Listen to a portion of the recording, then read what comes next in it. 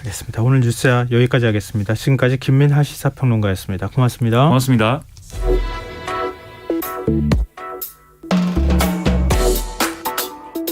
더 나은 내일을 준비하는 시간 KBS 1라디오 김성환의 시사야. 새로운 사회적 거리두기 시행을 하루 앞둔 오늘 신규 확진자가 800명에 육박할 정도로 급증했습니다. 서울시와 경기도 인천시는 결국 현행 사회적 거리두기 기준을 다음 달 7일까지 일주일 동안 연장하기로 했는데요. 수도권에선 감염력이 강한 델타 변이 바이러스까지 퍼지고 있어서 더욱 우려가 높아지고 있습니다. 질병관리청 감염병 대책위원회 전문위원인 가천대 길병원 감염내과 엄중식 교수 연결해서 이 문제에 대해 좀 더 자세히 얘기 나눠보도록 하겠습니다. 교수님 안녕하십니까? 예, 안녕하십니까? 네. 서울시, 경기도, 인천시가 현행 거리두기 체계를 7월 7일까지 일주일 연장하기로 했습니다. 불과 8시간 앞두고 사회적 거리두기 개편안에 대해서 이렇게 시행을 이제 연기하겠다 이렇게 전격적으로 결정했는데요. 아무래도 지금 확진자 숫자가 수도권을 중심으로 해서 많이 나온다 이런 걸 걱정했다고 봐야 될까요?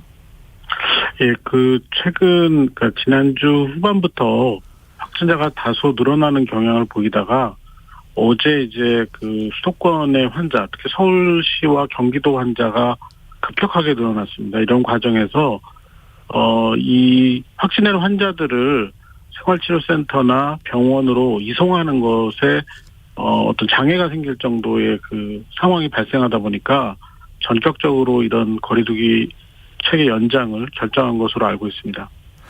지금 의료 체계에 좀 과부하가 걸리고 있는 겁니까? 병상이 부족한 건 아닌데요. 네. 이게 단기간에 많은 환자가 발생을 하니까 이 확진된 환자들을 격리시설로 이동시키는데 이 부하가 걸리면서 자택에서 이제 대기를 해야 되는 시간이 길어지고 빠른 이송이 안 되는 그런 문제가 발생을 한 것으로 알고 있습니다. 의료 체계가 감당하는 여부를 떠나서 늘어난 확진자에 따라서 행정적 지원이 좀 쉽지가 않은 상황이다 이런 말씀을 해주셨는데 지금 수도권에서 전체 확진자 한 83%가 넘게 나온다 그래요. 이렇게 수도권에서 갑자기 집중적으로 확진자가 나오는 이유 어떻게 분석하면 좋을까요? 사실 이번만은 아니고 지난 겨울 이전부터 주로 수도권에서 확진자가 60-70% 이상 계속 꾸준히 나오고 있는 그런 양상이 유지가 되고 있고요. 이것은 수도권 자체가 워낙 인구 밀도가 높고 지금 유행에 주도를 하고 있는 20, 30대가 워낙 많이 거주하는 그런 상황이기 때문에 여기서 확진자가 많이 나오는 것으로 보여집니다. 네, 서울시는 일주일간 확진자 추이를 지켜본 뒤에 새로운 거리두기를 적용할지 판단하겠다 이렇게 밝혔는데요. 지금 상황으로 봤을 때 일주일 정도 유예기간 두면 충분할까요? 아닙니다. 일주일로는 해결되기 어렵다고 보고 있고요. 우리가 지난 여름 그리고 가을 겨울 지나면서의 확진 환자가 급격히 증가하는 유행 상황을 경험을 하면서 이미 알고 있지만 이렇게 한번 확진자가 크게 늘어나고 나면은 이 과정에서 거리두기를 강화를 하더라도 확진자가 충분히 줄어드는 데는 적어도 2, 3주가 걸립니다. 그러니까 일주일 이내에 이 상황이 해결될 수 있는 그런 상황은 아니고 일주일 동안 유예 기간을 가지면서 네. 근본적으로 이 수도권 중심으로 그리고 전체적인 새로운 사회적 거리두기 체계를 적용하는 시점에 대해서 원점부터 다시 논의할 수 있는 시간을 번다. 이 정도로 생각하는 것이 옳을 것 같습니다. 네, 경기 지역의 경우에 원어민 강사를 중심으로 한 집단 감염이 발생했고 또 이게 델타 변이 감염자가 여기서 또 확인이 됐다고 합니다. 이 국내에서 델타 변이가 우세종으로 자리 잡은 것은 이제 시간 문제다 이런 얘기까지 나오고 있는데요. 교수님 어떻게 보십니까? 네, 저도 그런 인식에 동의를 하고 있고요. 실제로 델타 변이 바이러스 자체가 지금 현재 우리나라에서 유행하고 있는 기존의 코로나19 바이러스보다 강력한 훨씬 더 월등한 그런 전파력을 갖고 있는 것으로 알고 있기 때문에 이게 방역이 완화되는 그런 상황과 맞물리게 되면 아주 짧은 시간 동안에 전국적인 유행을 불러일으킬 수 있다고 생각을 합니다. 그렇기 때문에 지금 현재 이 수도권 상황이 더욱 엄중하다고 생각을 합니다. 근데 지금 이제 그 영어학원을 중심으로 해서 집단 감염이 계속 확산하고 있는 상황이잖아요. 뭔가 좀 추가 대책이 필요한 부분이 없을까요? 그러니까 사실 이런 그 델타 변이 바이러스와 같은 변이 바이러스에 의한 유행이 예상이 되는 그런 상황에서는 기본에 충실할 수밖에 없습니다. 결국은 어떤 특정한 방법을 사용을 해서 이 전파를 차단할 수 있는 것은 아니기 때문에 우리가 지금까지 비교적 잘 유행 상황에 대처했던 것은 이 방역의 기본, 그러니까 거리 두기를 잘 유지를 하고 마스크 착용이나 손위생 같은 개인 방역 수칙을 잘 지켜온 것들이 주요한 요인들이거든요. 결국 이 기본을 다시 잘 지키는 것으로 돌아가는 것이 필요하다고 생각을 합니다. 그리고 사회적 활동성이 상대적으로 높은 20, 30대 젊은 층에서 확진자 수가 빠르게 늘고 있는 점, 이것도 좀 우려스러운데요. 이게 젊은 층 백신 접종률이 낮기 때문입니까? 아니면 또 다른 요인이 있기 때문입니까? 일단은 20, 30대가 이 코로나19에 대한 감수성이, 그러니까 위험에 대한 감수성이 좀 낮은 편에 해당이 되고요. 왜냐하면 이 연령대에서 감염이 되더라도 위중증 환자가 발생을 하거나 사망자가 발생한 사례가 드물기 때문에 상대적으로 좀 가볍게 보는 경향이 있습니다. 그리고 이 연령대가 워낙 사회적인 활동, 그리고 이런 신체적 활동이 활발한 그런 그 시기이기 때문에 여러 가지 모임이나 행사 이런 것들이 최근에 그 완화된 정부의 메시지와 함께 빠르게 좀 증가한 그런 경향을 보였습니다. 이제 이런 것들이 이 20, 30대를 중심으로 유행이 커져가는 그런 직접적인 원인이라고 생각을 하고 있습니다. 그리고 이제 방역당국이 당초 이제 새롭게 개편한 사회적 거리두기 체계로 보면 야외에서는 백신 접종자의 경우에는 마스크 착용하지 않아도 된다 이렇게 얘기를 했다가 지금 2m 거리두기는 유지해야 된다 이렇게 얘기를 하고 있지 않습니까? 네. 야외에서는 어떻게 대처하면 좋을까요?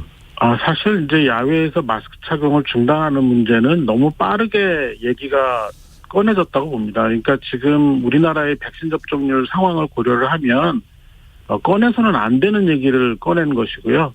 지금 우리나라가 백신 접종 완료자가 이제 갓 10%가 되고 미접종자가 70%가 넘는 상황에서 야외라고 하더라도 마스크 착용을 중단하는 것과 관련된 논의 자체를 했다는 것, 그런 것들을 방역의 완화 조건으로 내걸었던 것, 그러니까 인센티브, 백신 인센티브로 내걸었던 것 자체가 큰 패착이라고 생각을 합니다.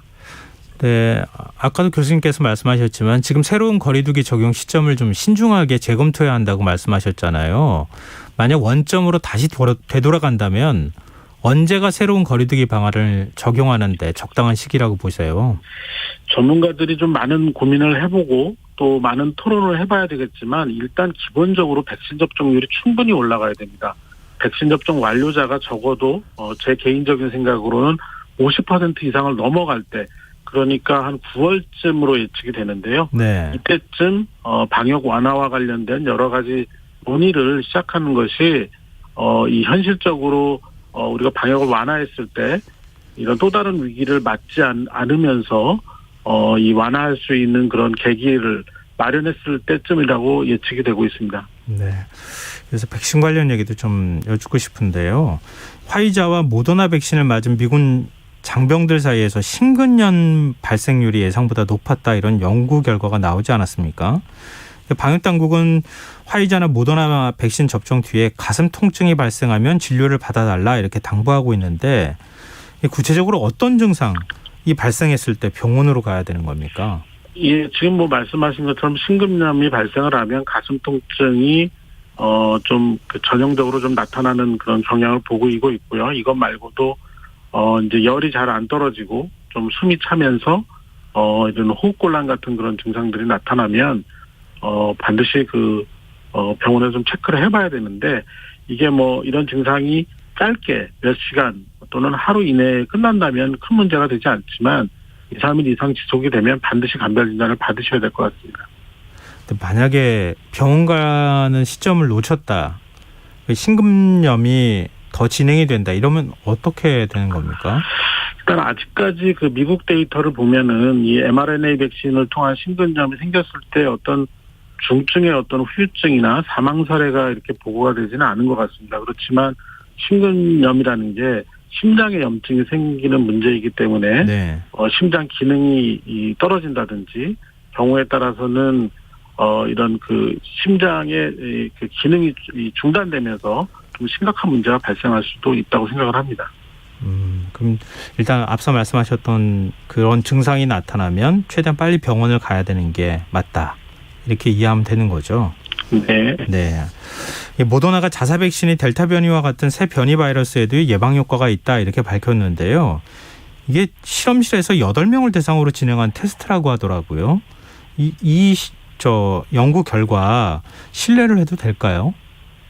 이제 실험실 연구는 이제 제한을 가질 수밖에 없고요. 결국 이런 그 백신이 이런 특정한 변이 바이러스에 효과가 있는지에 대해서는 좀 대규모의 이 인구 집단에서 발생한 자료들을 정리를 하고 통계를 내봐야 됩니다. 그런데 이 모더나 백신이나 파이저 백신 같은 mRNA 백신이 다른 백신에 비해서 조금 더 자료가 많이 모아진 편인데 지금 유행하고 있는 델타 변이 바이러스에 대해서 효과가 급격히 감소를 하거나 전혀 효과가 없는 그런 상황은 아닌 것 같습니다.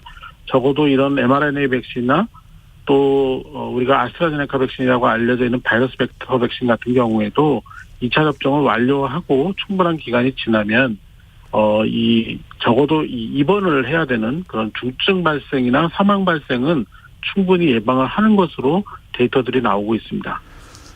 그동안 이제 얀센 백신을 많은 분들이 좀 맞고 싶다 이렇게 또 얘기했던 이유가 한 번만 접종하면 되는 거였었잖아요.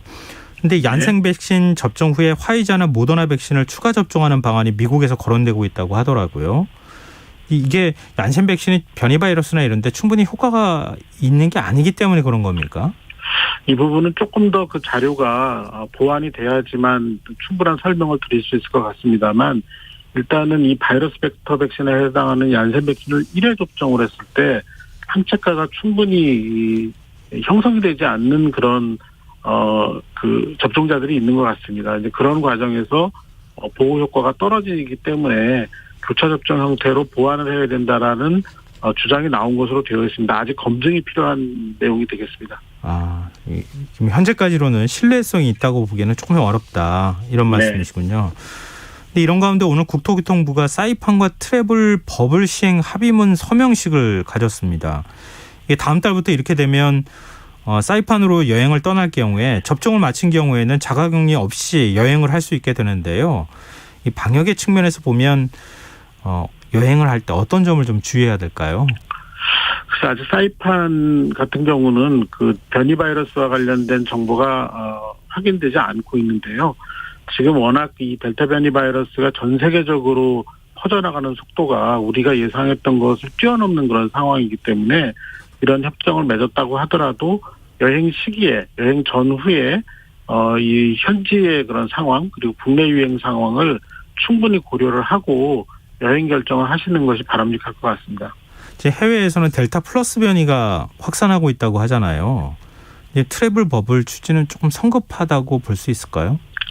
사실 그 델타 플러스라는 것은 이제 그 새로운 변이 바이러스에 대한 공식적인 이름은 아니고 인도 지역에서 델타 변이 바이러스 이외에 또 다른 변이 바이러스가 확인이 됐기 때문에 델타 플러스라는 이름을 붙였는데 이게 뭐 델타 변이 바이러스보다 더 전파력이 강하기 때문에 플러스라는 이름을 붙인 건 아닙니다.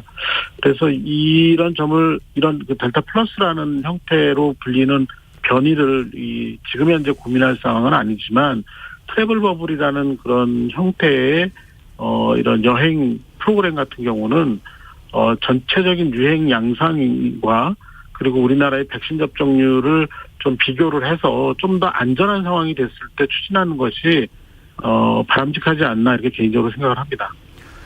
그리고 내일부터 세계보건기구에서 승인된 백신을 맞고 국내 직계가족을 만나기 위해 입국하는 경우에 자가격리가 면제되는데요. 이 조치에 대해서는 어떻게 보십니까? 사실 뭐 백신의 종류보다는요, 이 재외 국민들이 거주하는 그런 지역 또는 나라에서의 델타 변이 바이러스 유행 양상이 중요할 것 같습니다. 이런 재외 국민들이 거주하는 지역이나 국가에서 델타 변이 바이러스의 유행이 위험한 수준 그리고 또 경계를 해야 될 수준이라면 백신 접종 여부와 관계없이 입국했을 때 자가격리 면제를 적용해서는 안 된다고 생각을 합니다. 그리고 방역 모범 국가라고 그동안에 이제 불려왔던 싱가포르가 모든 방역 조치를 중단하고 일상 복귀를 선언했습니다. 이게 퇴치가 불가능한 만큼 공전을 모색해 보겠다 뭐 이런 취지라고 알려져 있는데요. 어떻게 보세요?